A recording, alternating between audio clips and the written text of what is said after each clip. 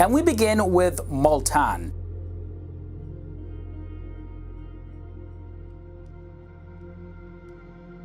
Multan is an important city in Pakistan, which is also known as the City of Saints. Called the City of Sufis and Saints, Multan has attracted a large number of Sufi mystics in the 11th and the 12th century, hence the name. It's Pakistan's fifth most populous city, and it's located in the very heart of Pakistan. It has a historical past that stretches all the way back to antiquity. At one point, Multan was even besieged by the legendary Alexander the Great. Multan was one of the most important trading centers of medieval Islamic India, and today Multan is a peaceful city. It initially lacked industry, hospitals, and universities, but recently there's been some major industrial growth, and the city's population is continually growing.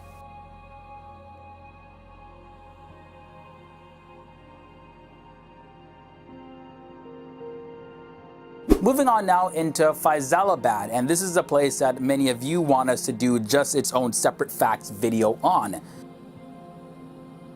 Faisalabad is the third largest city in Pakistan and the second largest in the province of Punjab after Lahore.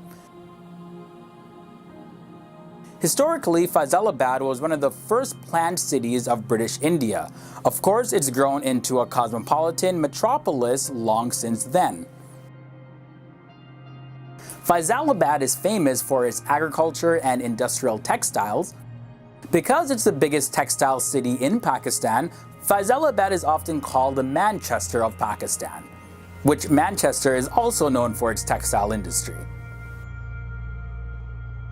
The city is a major industrial center with major railway repair yards, engineering works, and mills that process sugar, flour, and oilseed. Also, Faisalabad contributes over 20% towards Pakistan's annual GDP. Next up, we have the city of Rawalpindi. Famously called simply Pindi, which is probably a lot more easier to pronounce than Rawalpindi. It's like a tongue twister just saying that name. Well, for me anyways, as a native English speaker, in terms of location, it's very close to Islamabad, so they're basically twin cities. And what's so cool about Rawalpindi is that it's cheap. You literally feel the difference when coming from Islamabad to Rawalpindi. Housing costs are very low, and you can eat great food for a lot lower prices. As well as you can get great quality products for cheaper prices. And as a matter of fact, speaking of buying things, Rawalpindi markets are famous all across Pakistan. It doesn't really have any mega malls like Islamabad does, but it does have a secret weapon, if you will. Here we have the Raja Bazaar. This is a huge market with thousands of different shops. It's one of Rawalpindi's 3 main shopping centers, and it's one of Pakistan's oldest markets. It's also Pakistan's most famous market, and I mean market, not mall. It's just one of the places that Rawalpindi is very famous for.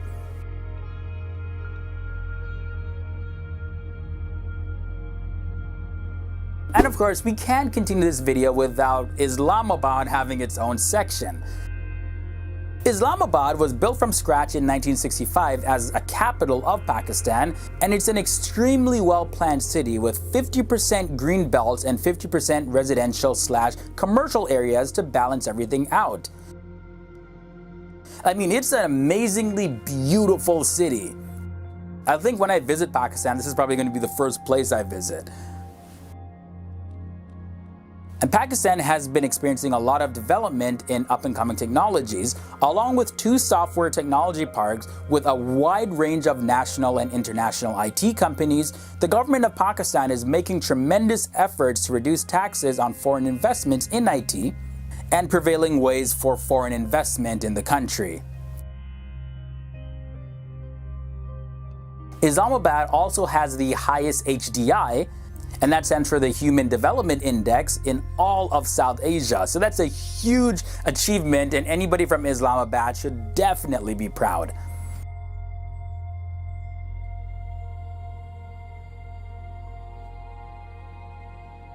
But in terms of the best city in Pakistan, that has to go to Lahore. Lahore is popular not just for its tourist attractions, from seeing priceless artifacts to historical sites to shopping places to a variety of restaurants and options. The options in Lahore are endless. Due to its rich culture, it's termed as the cultural center of Pakistan. The heritage of Lahore includes its way of life, its people, its poets, its artists, its streets. You just feel a different vibe when you're there.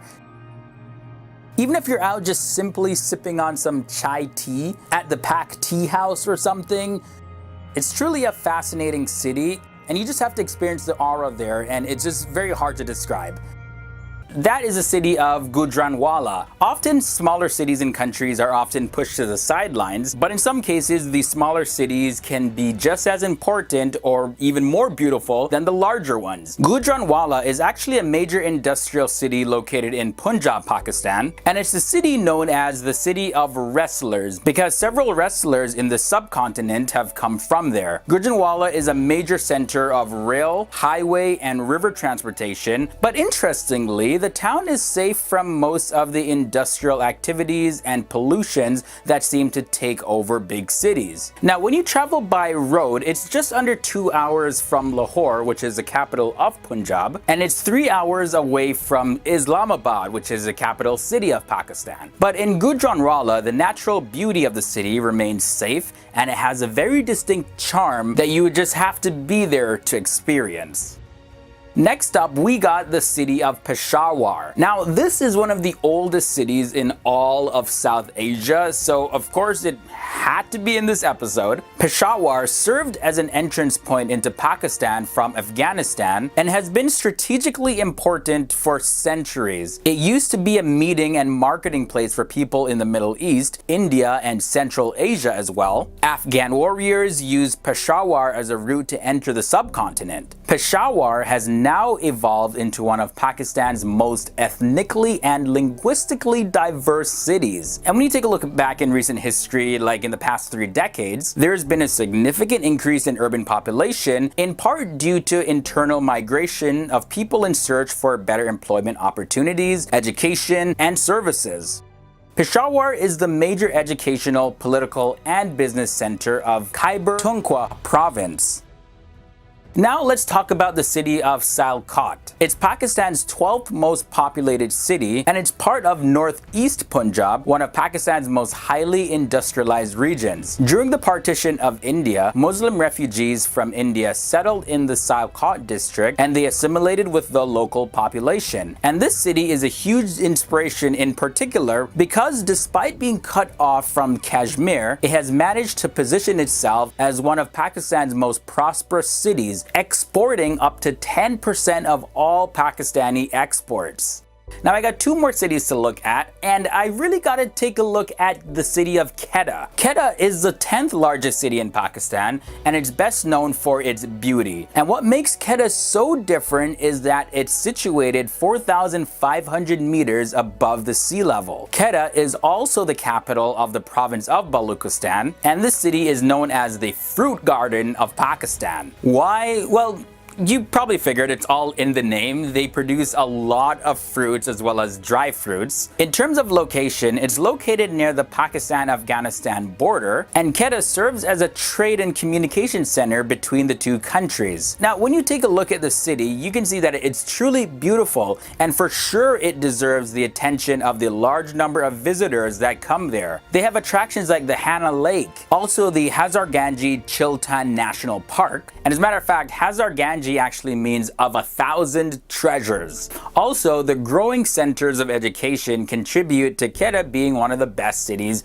in Pakistan. Karachi has continuously been reported as the best city in Pakistan, obviously for several reasons. But first, let me give you some background into the city. They say the city of Karachi was founded in the year 1729 as the settlement of Kolachi. The new settlement is said to have been named in honor of Mai Kolachi, whose son is said to have slayed a man-eating crocodile in the village after his elder brothers had already been killed by it. However, today, now called Karachi, it's the capital of Pakistan's province, Sindh. Karachi is the most populated city in Pakistan. It's also the fourth densely populated city in the world and the sixth most populous metropolitan city in the world. Karachi is the industrial and financial center of Pakistan, and it's also the most cosmopolitan city. It's full of history, and it's famous for its diverse cultures, its spectacular architectural heritage, and it's also famous for being the largest revenue-generating city in the whole country of Pakistan. It's also one of the fastest growing cities, with over 45,000 new immigrants settling into the city every single month. And for sure that contributes largely to the amount of revenue that Karachi brings in.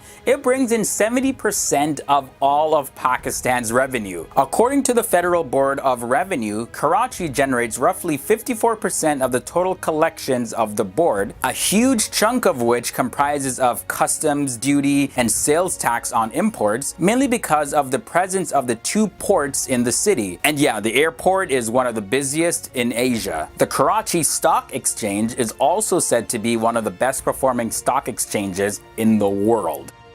Starting off at number 10, we have Cox's Bazar, located in Chittagong Division. Cox's Bazar, sometimes referred to as Panoa, is a beautiful seaside town with the longest unbroken sandy beach, not just in the country, but in the world. The 75 miles of stunning beach is the main reason that Cox's Bazar is one of the most famous tourist hotspots in Bangladesh. But there is more to this beautiful fishing town. Agmeda Kayang is a magnificent Buddhist monastery that tourists can visit. Beautiful local handicrafts and homemade cigars are also a specialty to look out for from local sellers. Up at number 9, we have Sonargaon. Located relatively close to the current capital city, about 18 miles away, Sonargaon is the former capital of Bangladesh. Different dynastic rulers have contributed to making it a fascinating city. Its rich history is reflected in Sonargaon's historical architecture and culture. Sonargaon is also home to stunning gardens, a great folk arts and crafts museum, and the Royal Palace, and is well worth an afternoon's strolling. Up at number 8, we have Bogra. Located in Rajshahi Division, Bogra is one of the oldest and most fascinating towns in Bangladesh. Its many popular attractions bring both foreign and domestic visitors here in ever-increasing numbers. The most interesting place to visit is the ancient archaeological site, which dates back to the 3rd century and is known under the name of Mahasthangar. The remaining sites are mainly Buddhist, however, there are some Hindu and Muslim ones as well. Bogra also has a stunning temple and a palace to visit too. Coming up at number 7, we have Dhaka. A visit to Bangladesh would not be complete without a visit to the cultural, economic, and academic hub of the country, Dhaka, the capital city. It is the center of almost everything going on in Bangladesh, and the city's must-visits include the National Memorial, the Parliament House, the Pink Palace, the Lal Bagh Fort, the Balga Gardens, the Hatir Jheel Lake, and the Mainamati ruins. All right, up next we have Mymensingh. Mymensingh is a stunning city with 200 years of political history and culture. Located by the beautiful Brahmaputra River, Mymensingh offers a range of cultural, historical, and natural sites of interest, and some great picnic spots too. Visitors can stroll around the orchid or strawberry gardens, head to the adventure park in Gajani, visit historic Jalkatra, or enjoy a boat ride on the river. The city is also where the renowned handcrafted Nakshi Kanta, a Bengali quilt, is made, so be sure to check out this centuries-old Bengali art tradition if you're ever in the area. Up at our halfway point today, we have the city of Sylhet. Sylhet is located along the banks of the Surma River. As one of the most affluent and easily accessible places in Bangladesh, Sylhet attracts a constant flow of visitors coming to enjoy the city's beautiful natural landscapes, including hills, rivers, lakes, tea gardens, rainforests, and waterfalls that surround the pleasant urban areas. All right, the next stop on our journey is Khulna. Khulna is the third largest city in Bangladesh, located close to Chittagong and Dhaka and providing access to the renowned Sundarbans, the biggest mangrove forest in the world, the home of the beautiful Royal Bengal tiger. Khulna also has one of the oldest ports of the country, which travelers can also visit. Up at number 3, we have Rajshahi. Rajshahi is now more of an education and tourism hub, but back in the day it used to be an important center for silk production, sold all around the world. Visitors still come to Rajshahi to head to the many state bazaars to buy beautiful silk fabrics today. Rajshahi's climate is also perfect for growing certain types of fruits, meaning that visitors can indulge in fragrant mangoes and lychees while they are traveling around the city.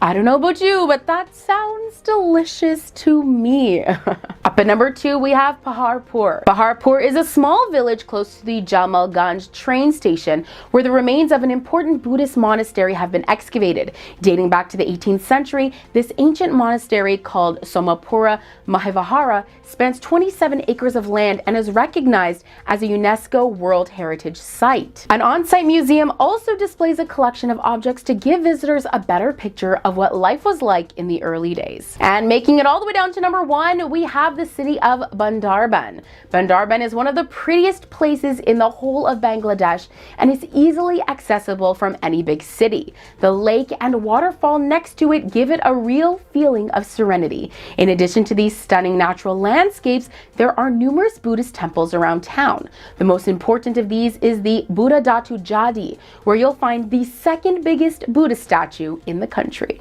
Definitely worth taking a look in. All right, the first city we're looking at today is called Trincomalee. Located on a peninsula, Trincomaalee's spectacular natural harbor and glorious bays have long made it sought after.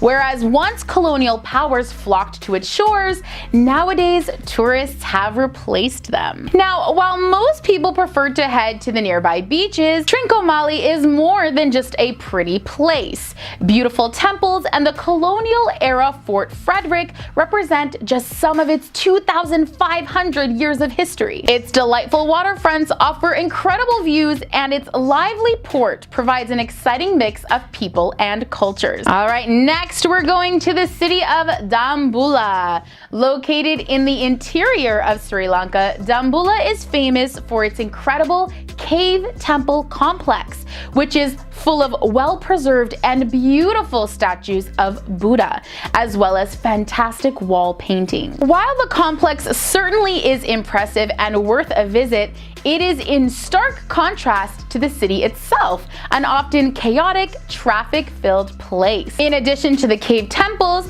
the nearby Ibn Kutua burial site has some interesting tombs for you to explore, providing evidence of the presence of indigenous civilizations long before the arrival of Indian influence on the island nation. When in the area, you must also check out some of the nearby attractions, such as the Sigiriya Rock Fortress, one of the best preserved examples of ancient urban planning. All right, moving on to Anuradhapura.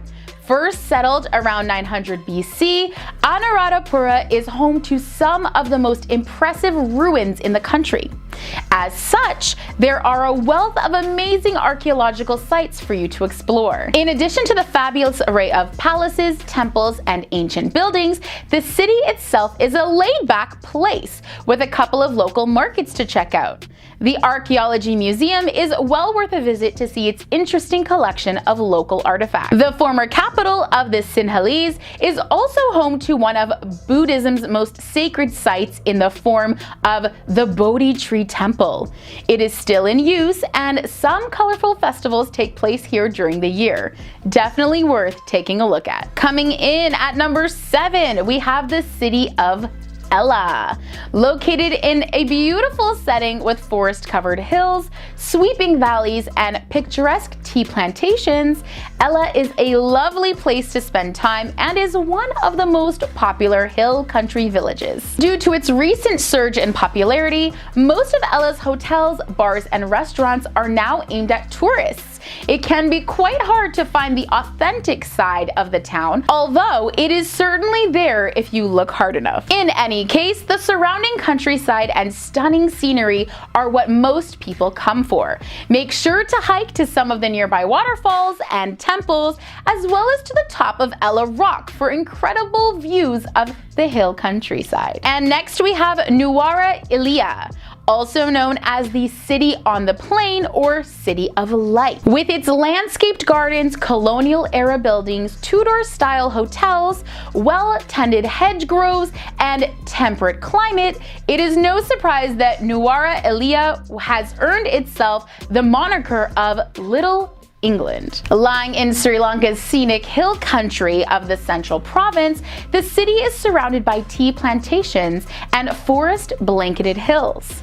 The slow-growing tea bushes of this highland region produce some of the world's finest orange Pekoe tea. Several tea factories offer guided tours and the opportunity to sample or purchase their products. Due to the unique feel and look of the place, Nuwara Eliya is an interesting site to visit. The surrounding countryside is home to some fabulous mountains and waterfalls. Lover's Leap is a spectacular waterfall set among the tea plantations. It falls a height of 30 meters in a long cascading sheet of water. It is said to be named after a young couple who decided to be bound together forever by jumping off the cliff together to their demise. So it's a bittersweet story. All right, bringing us to the halfway point of our video today, we have the city of Hikkaduwa. Located just to the northwest of Galle, Hikkaduwa's glorious beaches make it a popular tourist destination, and there are loads of excellent scuba diving and surfing spots to boot. While Hikkaduwa has become a little more touristy in recent years, it has still managed to retain much of its charm. Watching the sun go down over the ocean will never get old here. And again, this town too has a peaceful, laid-back vibe about it. You can relax on the beach and get your tan on during the day, and then party it up in the evening at the many local beach bars and parties. A visit to the National Marine Park with all of its brightly colored corals is a must, as well as checking out the Island Temple, the Turtle Sanctuary known as Turtle Hatchery Hikkaduwa, and the Community Tsunami Museum. Next, we're heading to Negombo. Although it does not have much in the way of sights to see, Negombo is a pleasant beach town that is the perfect place to head if you want to just chill out on the golden sands of the wide sandy beaches or relax in bed at one of Sri Lanka's most popular resorts. In the past, Negombo was fought over by the British, Dutch, and Portuguese who wanted to control its cinnamon plantations. The old quarter is still home to a colonial-era fort and Dutch canal. You can also check out the lively fish market lined by traditional fishing communities and a wildlife-rich lagoon. Now, lying just north of Colombo, this city has lots of restaurants, bars, and accommodation options. Its tropical climate is ideal for lounging on the beach. So what are you waiting for? All right, coming in at number 3, we have Colombo. Once known as the Garden City of the East, due to its pleasant and verdant appearance, the nation's largest city still retains many of its leafy boulevards and landscaped gardens, despite its urban sprawl and rapid growth. This commercial center of Sri Lanka seamlessly mixes modern malls and skyscrapers with beautiful colonial buildings. A range of architectural styles can be found in the city, with the Murugan Hindu Temple being one of the best. While Colombo can be a chaotic place, especially in terms of traffic, it has everything you could want in a city. You'll undoubtedly come across fantastic restaurants, fascinating museums and a plethora of great stores. There's also lots of great nightlife to be had. All right, and next up we have Galle.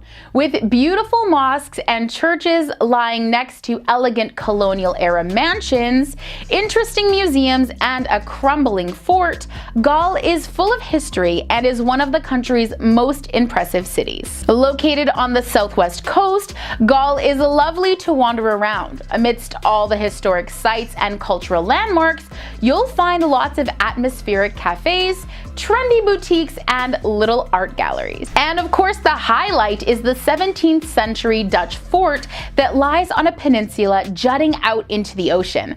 Particularly spectacular at sunset, the fort is a living monument. Its interior houses lots of souvenir stands and little bars. Okay, and coming in at number 1 today, we have Kandy.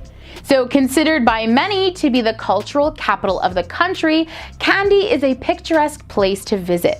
Brightly colored houses dot the forest-covered hills, and at the center of town, majestic buildings can be found bordering a glimmering lake. As the former capital of Sri Lanka's ancient kings, there is loads of history to devour, as well as lots of fantastic colonial-era architecture. The Temple of the Sacred Tooth Relic, one of the most important Buddhist sites in the world, exhibiting some beautiful Kandyan architecture that dates to the 16th century. The glorious Tooth Temple is located in the royal palace complex of the former kingdom of Kandy and houses the relic of the tooth of the Buddha. In addition to spectacular palaces and temples, Kandy also hosts the annual Isala Parahera Festival, which showcases the rich Kanyan culture in all its splendor. A fascinating place with lots to offer, Kandy's beautiful scenery, interesting history, and rich heritage make it one of Sri Lanka's most enticing cities to visit.